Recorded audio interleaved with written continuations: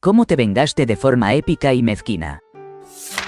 Hace como 15 años solía ir a un Starbucks que estaba justo a la vuelta de la casa de mi novio en ese entonces. Entraba medio de mala gana porque siempre estaba lleno. Era súper turístico y, para colmo, había un barista en particular que me sacaba de quicio. Era el más amargado, insoportablemente pretencioso y orgulloso que jamás haya visto detrás de una máquina de café. Boston está lleno de estudiantes universitarios que se creen filósofos, y él se había coronado a sí mismo como el rey indiscutible de ese club. Una mañana, entro a ese Starbucks con un humor de perros. Mientras espero mi té, ese tipo empieza un drama exageradísimo con un compañero de trabajo y yo, cansada, le digo: «Mira, ¿puedes darme mi bebida antes de que esto se salga de control?». Entonces se vuelve loco conmigo. Gritos, quejas, usa palabras enormes como si eso justificara todo. Un desfile completo de victimismo. Al final me da el maltrato y me dice que jamás vuelva a poner un pie en su castillo del café. Unas semanas después, en otro Starbucks, noto que han empezado a usar esas tarjetas con sellos que al juntar 10 te regalan un café. Cuando voy a salir, me robo el sello oficial del mostrador. Y ese verano me dediqué a estampar cientos de tarjetas. Trabajaba como pasante en una empresa y me aseguré de que nadie en esa oficina pagara por su café. Sellé tanto que tuve que comprar un sello verde especial solo para usarlo con el sello de Starbucks. Si me tratas mal, pues te robo el sello. Al final, son esas pequeñas victorias en la vida las que cuentan. Cuando trabajaba en Best Buy, formando parte del Geek Squad, solíamos encargarnos de limpiar nuestros departamentos durante el turno de cierre. Acabábamos de tener un nuevo gerente, alguien que venía de Circuit City y que quería mostrar autoridad a toda costa. Se la pasaba inspeccionando cada rincón, preguntándonos cosas como: ¿limpiaron bien debajo de las cajas registradoras? ¿Pasaron Windex y quitaron el polvo? No perdía oportunidad de ser un perfeccionista molesto con cada detalle. Una noche, estábamos trabajando con un amigo y, como la tienda estaba bastante tranquila, decidimos empezar nuestras tareas de cierre un poco antes para poder salir a una hora razonable. Terminamos más o menos 15 minutos después de que cerrara la tienda. Así que pedimos al gerente hacer una revisión rápida para poder irnos. Él empezó a recorrer el área y todo parecía estar en orden. Hasta que se asomó detrás de unos anuncios en una repisa, pasó el dedo y encontró algo de polvo. Con una sonrisa burlona y una risa como de zorrita, soltó: «Parece que todavía les falta un poco». Mi amigo y yo nos miramos y supimos exactamente qué hacer. Empezamos a limpiar todo el departamento de arriba a abajo, por dentro y por fuera. Vaciamos y limpiamos todos los cajones, organizamos los folletos, movimos todas las computadoras del fondo. Desempolvamos y limpiamos las estanterías, aspiramos el piso 2 veces y acomodamos la mercancía de arriba con atención. No dejamos ni un centímetro sin revisar. Y en algunas zonas incluso repetimos el proceso solo para alargar más el trabajo. Lo que empezó siendo un cierre a las 10 de la noche, se convirtió en una limpieza hasta la medianoche. Ya todos se habían ido, solo quedábamos nosotros 3. El gerente se veía cansado y cansado. La medianoche se volvió 2 de la mañana. Seguíamos trabajando cuando por fin salió de la oficina, con los ojos rojos y la cara de agotado, y dijo: «Chicos, vámonos», mi amigo quiso decir. «Pero aún no hemos limpiado debajo de los mostradores», y él respondió: «Está bien, vámonos». Tomamos nuestro tiempo para recoger nuestras cosas y registrar la salida. Lo mejor de todo es que al día siguiente ambos teníamos el día libre. Mientras ese molesto gerente tenía que levantarse temprano para una llamada del trabajo, lo que nos dio una satisfacción extra. Después de aquella noche, cada vez que él estaba a cargo del turno de cierre, nunca más nos dio problemas. Solo nos preguntaba si estábamos listos para irnos una vez cerrada la tienda. Al final, la justicia se impuso. Una vez trabajé con una mujer que me acusó de algo que no hice. Y terminé despedido porque ella era amiga del gerente y él le creyó a ella en lugar de a mí. 10 años después, fui a un 7-11 para ver a un amigo que era el gerente ahí. ¿Y cuál fue mi sorpresa al ver a esa misma mujer trabajando en ese lugar? Cuando salimos con mi amigo, le dije que le invitaría el almuerzo y una caja de cervezas y despedía a esa mujer. Una semana después, me dijo que quería invitarme a cenar a Outback y que llevaría una caja de Labatt, porque justo había despedido a esa mujer. Valió completamente la pena. Cuando estaba en preparatoria, que es el año antes de primero de primaria, tenía una clase muy pequeña, solo éramos 8 niños. Un día, la maestra faltó porque estaba enferma y nos mandaron directamente a la clase de primero, que tenía como 30 niños. Mientras todos estaban entregando su trabajo para que lo revisaran, me di cuenta de que necesitaba ir al baño con urgencia. Me acerqué a la maestra y le dije: Disculpe, señorita, ¿podría ir al baño, por favor? Y la respuesta que me dieron a mí, que tenía 4 años, fue tremenda. No, tienes que ir al final de la fila, hacer fila y pedírmelo como se debe. Solo me quedé pensando, ¿qué? ¿Tengo que esperar mientras 30 niños entregan su trabajo? Ya me estaba aguantando demasiado, pero lo que más me confundió fue eso de «como se debe». En serio no fui clara desde la primera vez, así que regresé a mi lugar. La fila casi no avanzaba porque los niños salían, corregían su trabajo y volvían a hacer fila. Ya estaba desesperada, así que decidí intentarlo de nuevo. Me paré al lado de la maestra y le dije: «Disculpe, ya es muy urgente, ¿me permite ir al baño, por favor?» Y ella me gritó: «Lawyer lady, te dije que no. Vuelve al final de la fila y espera». Nunca me habían regañado así. Regresé a mi asiento y me puse a llorar, pero después sentí tanta rabia. Solo tenía 4 años. Y el baño estaba pegado al aula, a no más de 10 pasos del escritorio de la maestra. Me levanté decidida, con la intención de ir al baño sin aguantar más y sin pasar la humillación de hacer pis encima. Justo cuando estaba a punto de abrir la puerta escuché: «Lawyer lady, si sales de esta sala, te vas a meter en un problema tan grande que no vas a saber ni dónde estás. Siéntate». Así que me senté. Entonces me volteé hacia mi amiga y le dije: «Mira lo que voy a hacer», y me hice pis en los pantalones. 5 minutos después sonó la campana para el almuerzo. Fui a la tienda de uniformes, me puse un uniforme nuevo a cuenta de la escuela y después fui a la piscina para bañarme la parte de abajo. Fue el crimen perfecto. Me hice pis como acto de venganza. Disfruté mucho cuando hicieron que todos los niños de prepa se pusieran de pie para ver quién estaba mojado, mientras la maestra limpiaba mi orina del piso. Al final me descubrieron porque llevé mi uniforme empapado en la bolsa y porque fui la única que insistía tanto en ir al baño. Llamaron a mis padres y ellos defendieron a capa y espada. Regañaron a la maestra por no dejar que una niña de 4 años fuera al baño cuando lo necesitaba. Esta no es mi historia, sino la de alguien más que conocí en el último año de secundaria. La llamaremos Sara. Sara venía de un pueblo muy pequeño en Texas, donde su clase tenía apenas unos 18 alumnos en total. Era increíblemente inteligente, pero también muy tímida, lo que la convertía en el blanco perfecto para todos los demás estudiantes. Una semana, las chicas comenzaron a decir que ella tenía un olor desagradable y que necesitaba aprender a cuidar mejor su higiene. Un domingo, mientras caminaba hacia el restaurante del pueblo, un grupo de chicas pasó en una camioneta y le arrojaron estiércol de vaca encima. Por supuesto, Sara se sintió profundamente humillada y dolida por lo que ocurrió. Llegó el lunes y tenía clase de educación física por lo que recuerdo. Esa clase siempre era la última del día. El maestro mandó a las chicas a que fueran a ducharse, pero le pidió a Sara que se quedara para hablar un momento con ella. Le decía que las cosas mejorarían, que la mejor forma de escapar del hostigamiento era logrando calificaciones extraordinarias para que las universidades lucharan por tenerla. Mientras Sara escuchaba al maestro, de reojo vio algo moverse. Al voltear, pensó que era un gato del terreno de al lado entrando al vestuario de las chicas. Una ráfaga de viento cerró la puerta de golpe. Unos segundos después, se escucharon gritos desde allí. Sonó la campana y el maestro le dijo a Sara que se fuera rápido a su casa. Ella corrió y se subió a un árbol para observar. Vio cómo el maestro abrió la puerta y de ahí salió un zorrillo, no un gato. Resulta que todas las chicas de la clase habían sido sorprendidas por el aroma del zorrillo.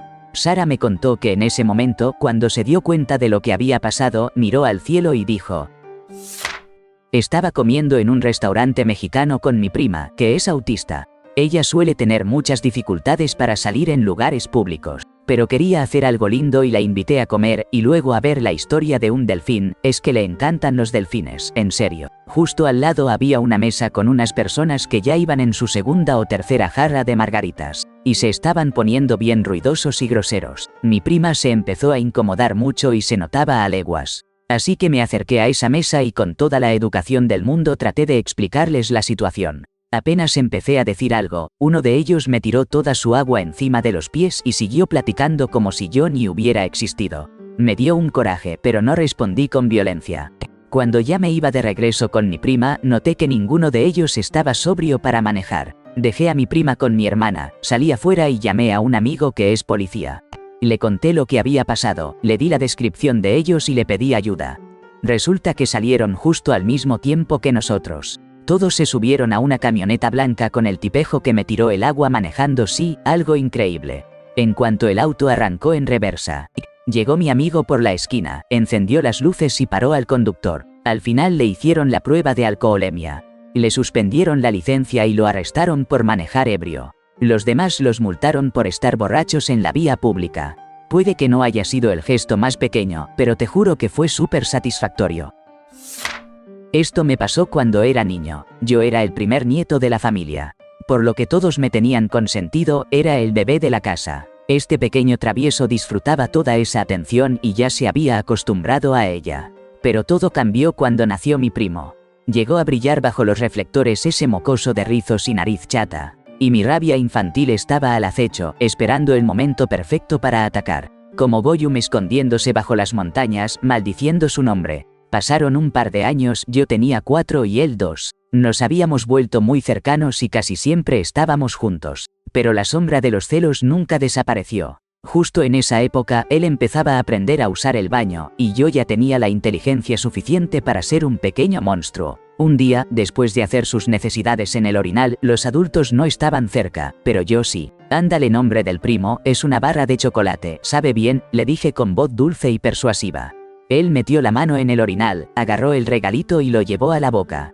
Los gritos suyos fueron devastadores, y la verdad, mi satisfacción como pequeño sádico fue enorme. Su mamá, mi tía, llegó corriendo y encontró a su bebé llorando desconsolado con la boca llena de excremento. Esa fue la nalgada más fuerte que me han dado en la vida, una que hasta hoy recuerdo perfectamente, y sin duda valió la pena. Resumiendo, hice que mi primo se comiera su propio popó nada más por pura envidia.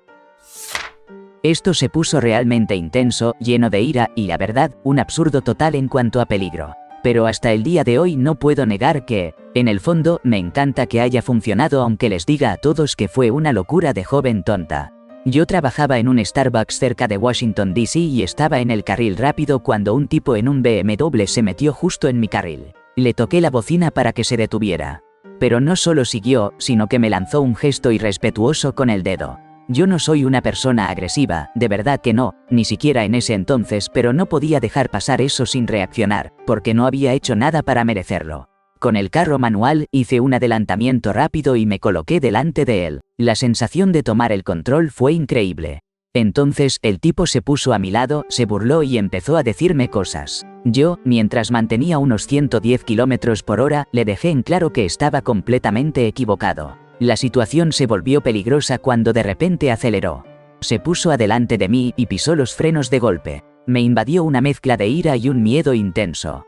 Fue una contienda absurda, como una competición loca por ver quién iba a causar el mayor daño. Frenadas bruscas, uso intempestivo del freno de mano, un caos total. Estaba furiosa, pero también muy nerviosa.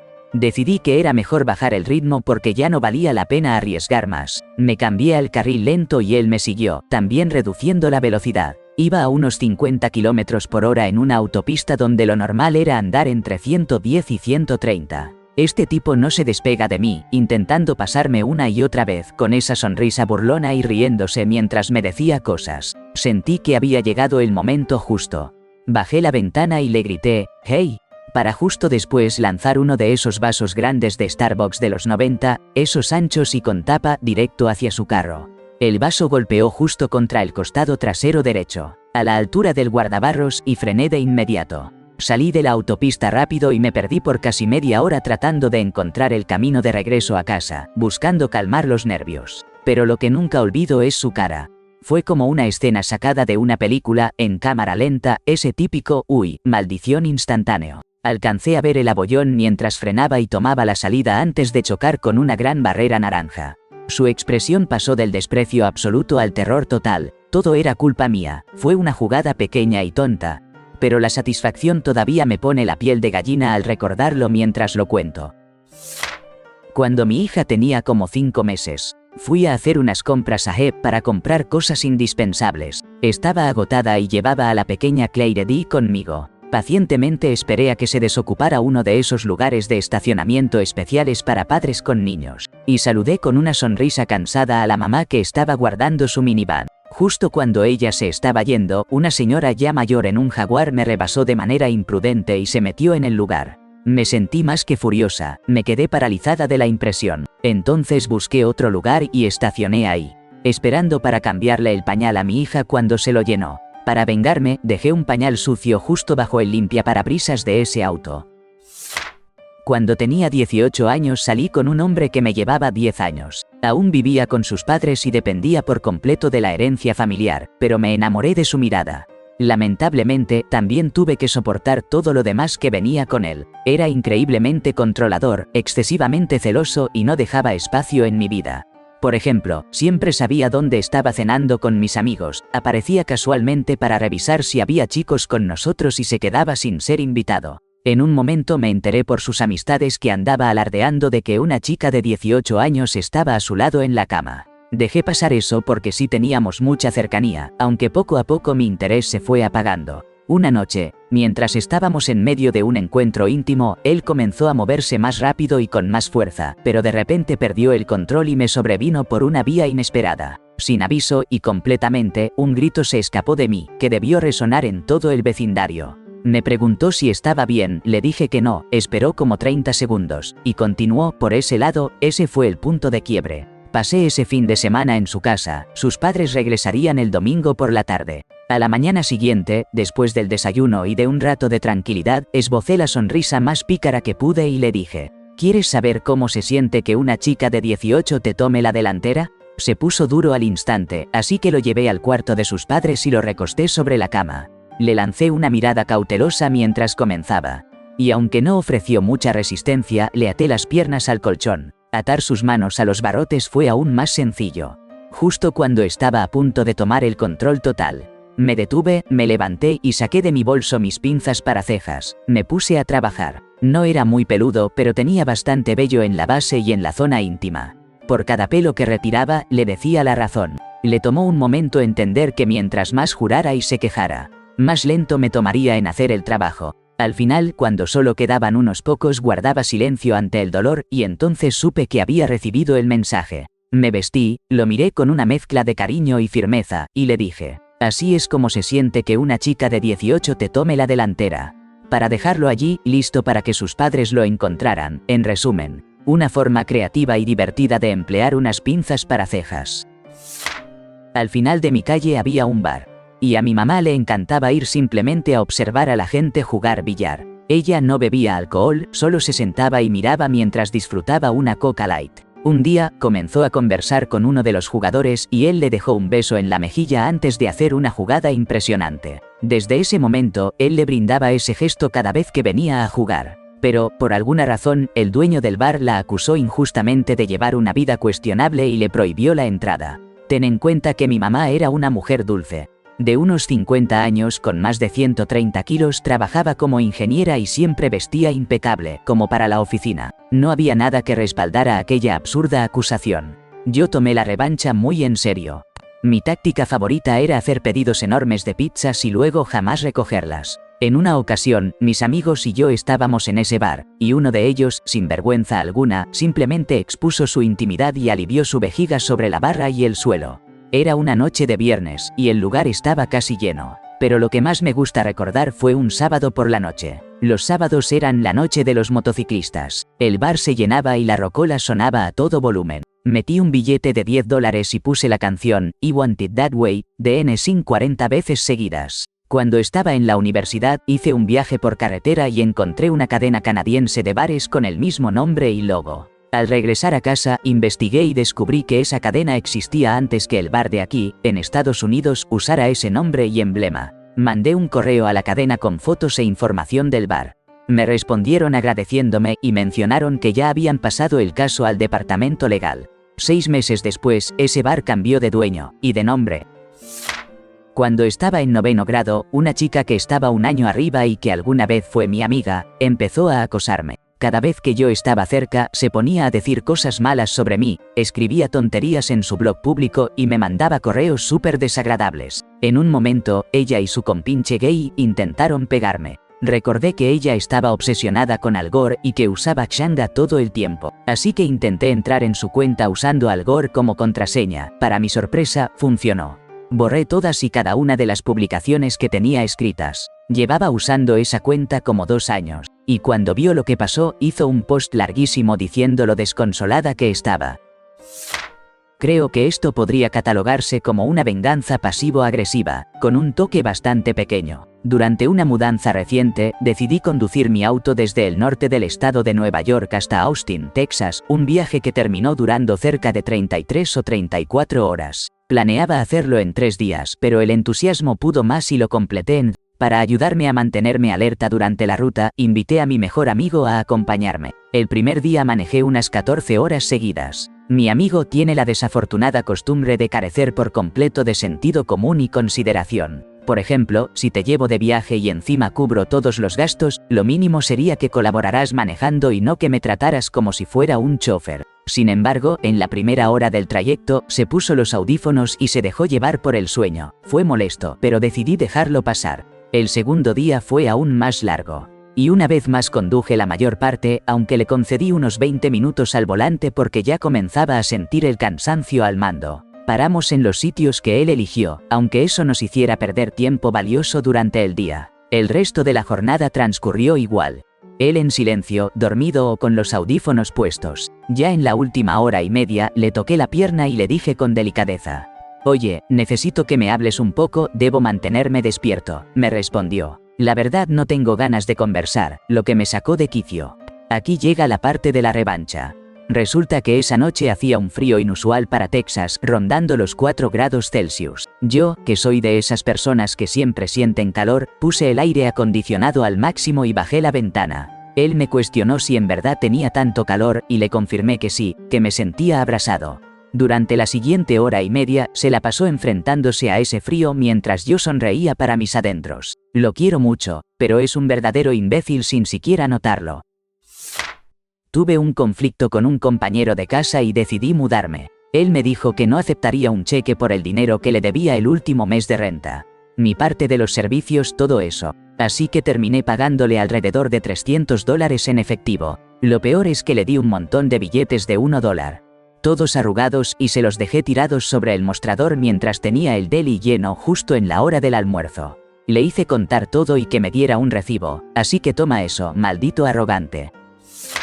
Esa mujer aceleraba a toda prisa por el estacionamiento de mi edificio y estuvo a punto de atropellar a un hombre que paseaba a su perro un poco más adelante. Y siendo la dama que soy, cuando su carro pasó velozmente junto a mí, me eché hacia atrás con rapidez, saqué el mayor mocoso bien verde que tenía y lo lancé directo al parabrisas. Yo acababa de subirme a mi auto para hacer unas diligencias cuando esa misma mujer apareció dando la vuelta con urgencia. Frenó de golpe, bajó la ventana y comenzó a gritar: «¡Me escupiste en el carro!».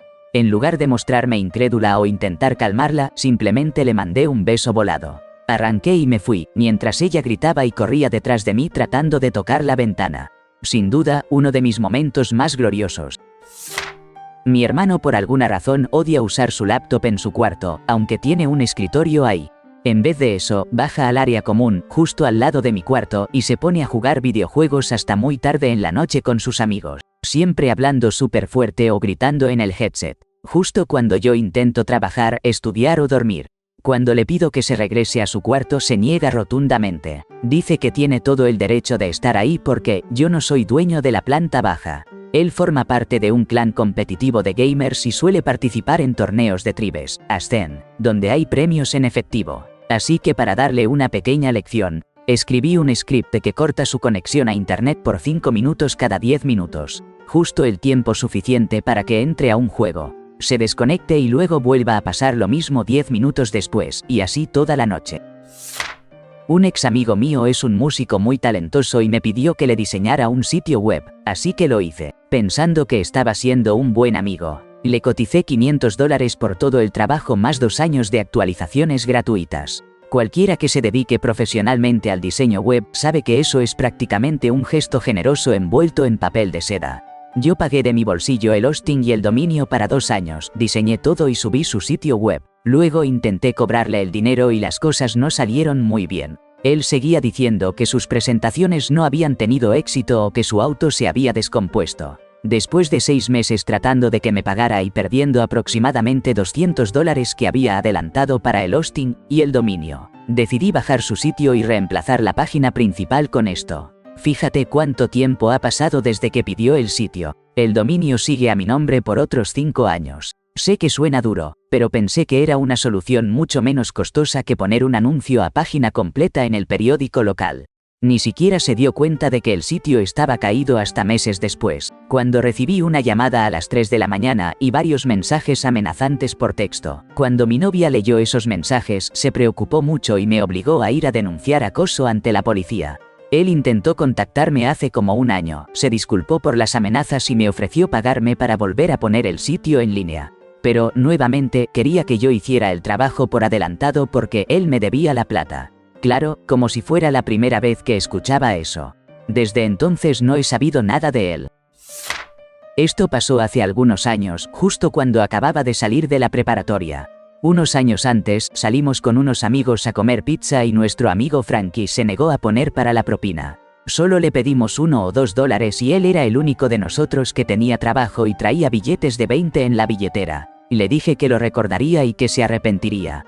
Ahora, avanzamos hasta un día en que estábamos en un concierto en el centro de Columbus, Ohio. Era por el draft de la NNE y habían organizado un concierto gratis de Yellow Card para todos. Éramos yo, otro amigo y, claro, Frankie. Pero esta vez, Frankie no tenía ni un centavo. De hecho, tuvo que pedir prestada una botella de refresco de 2 litros en casa de otro amigo para el viaje. Decidimos ir a un restaurante antes de que empezara el show y terminamos probando BDS por primera vez. Ya sentados, Frankie muy amablemente nos pidió que al menos le compráramos algo de tomar porque estaba muy sediento. Nuestro otro amigo casi no tenía dinero, así que tuvo que decir que no. Entonces Frankie volteó hacia mí y con la mirada más derrotada me rogó por algo de dinero. Le contesté, Frankie, ¿recuerdas hace unos años cuando no quisiste dejar propina para la simpática mesera en Pizza Hut? Te dije que me acordaría. Así que no te voy a dar ni un peso. Si no fueras tan tonto, las cosas te irían mejor. Te habría comprado la comida, pero esto te lo buscaste tú mismo. Se molestó bastante con nosotros durante el resto del día. Pero al menos nuestro amigo le compartió una Gatorade después del concierto. Ah, esa dulce y justa venganza. Había una vez que estaba esperando un vuelo y había llegado con 1 hora de anticipación. Me aseguré de guardar mi asiento cómodo cerca de la estación de carga. Cuando me levanté para ir a comer, le pedí a un señor mayor que cuidara mis cosas que estaban en el asiento para mí. Al regresar, me encontré con una mujer y su niño molestoso sentados en mi lugar, y mis cosas tiradas en el suelo. El señor se disculpó y me dijo que les había avisado que el asiento estaba reservado. Pero la mujer insistía en que eso no valía. Molesto, recogí mis cosas y busqué otro lugar para quedarme. Cuando llegó el momento de abordar, la mujer se fue con su hijo y yo hice fila. Al ver dónde se sentaron en el avión, pensé que ya me había ganado un rato para ser un poco molesto. Me coloqué justo enfrente de la mujer y su hijo, que tendría como 6 años, pero para quien todavía no había comprado ticket y seguía en su regazo, lo cual molestaba a los pasajeros del pasillo. Una vez que alcanzamos la altitud de crucero, saqué mi laptop y empecé a ver Batman, la serie animada.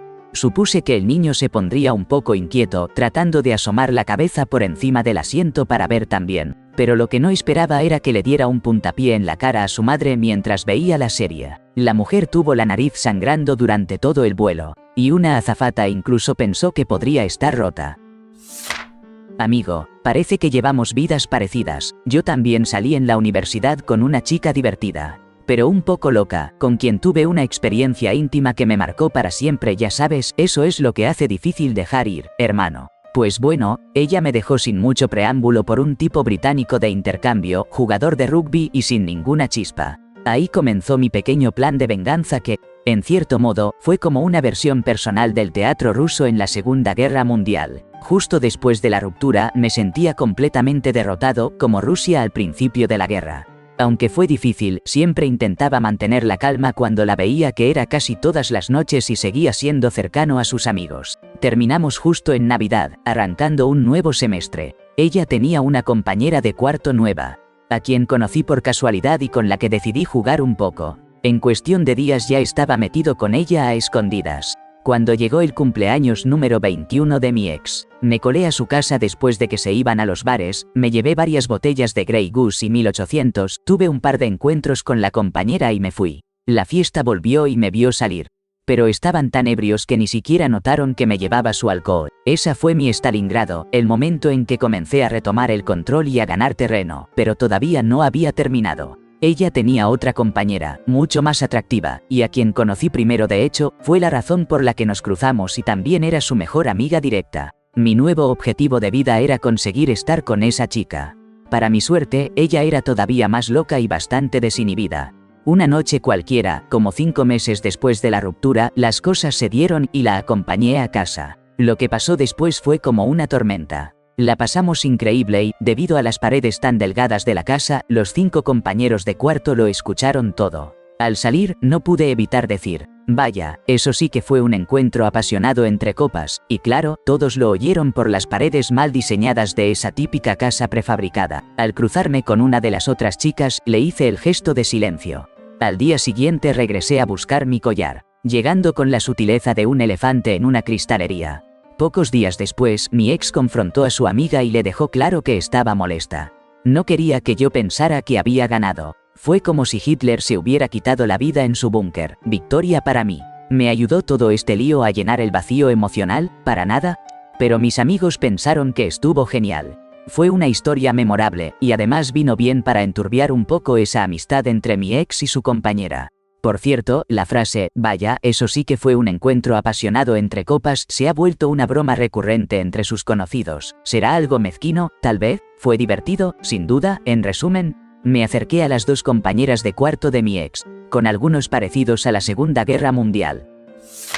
Después de la universidad trabajé en una mina de hierro y había un compañero que no paraba de robarse mi almuerzo. El problema era que, estando a 1 kilómetro bajo tierra, no había máquinas expendedoras ni lugares para pedir comida, así que uno literalmente se moría de hambre. Intenté hasta hacer sándwiches con comida para gatos, sí, con queso y mostaza y todo, y dejaba la lata vacía sobre la mesa para que entendiera el mensaje, pero nada funcionó. Un día, ya cansado de que me robara la comida, decidí tomar cartas en el asunto. En lugar de ir a la ducha o al vestidor, me fui directo al estacionamiento, fui hasta su carro, le quité la tapa de la llanta y bueno, sí, le hice una broma bastante asquerosa. Le hice sus necesidades ahí y volví a poner la tapa. Ya sé, suena asqueroso, pero eso no fue todo. Lo dejé conducir hasta su casa y, al día siguiente, antes de que volviera, le desinflé la llanta para que tuviera que cambiarla. Después de eso, disfruté cada almuerzo en paz, sin que nadie tocara mi comida. Una victoria con sabor a justicia. Jaja.